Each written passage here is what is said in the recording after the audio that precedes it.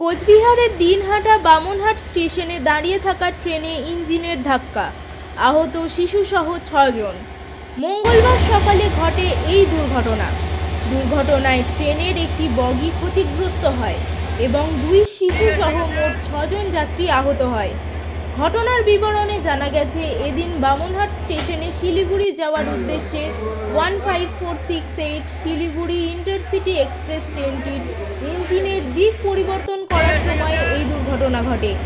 ট্রেনের ইঞ্জিন দিক পরিবর্তন করার সময় হঠাৎ করে ট্রেনের ইঞ্জিনটি সজোরে ধাক্কা মারে দাঁড়িয়ে থাকা 15468 শিলিগুড়ি ইন্টারসিটি এক্সপ্রেসে, যার ফলে ট্রেনের ইঞ্জিনের পিছনে অর্থাৎ প্রথম বগিটি ক্ষতিগ্রস্ত হয় এবং 2 শিশুসহ 4 জন যাত্রী আহত হয়।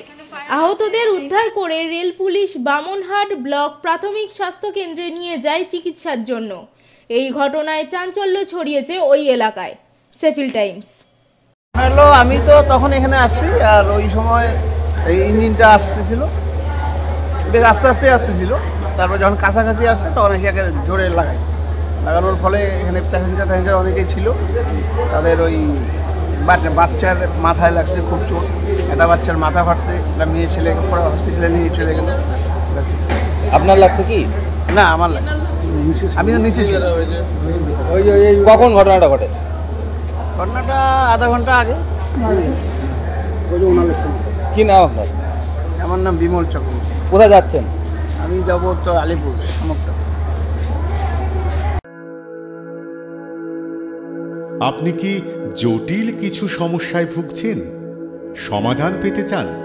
যোগাযোগ করুন প্রখ্যাত জ্যোতিষ ও তান্ত্রিক মনসারাম ভট্টাচার্যের কন্যা মনসা কন্যার সাথে।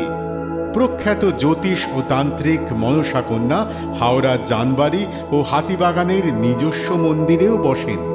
যোগাযোগ 9830106967 আর 9239655323।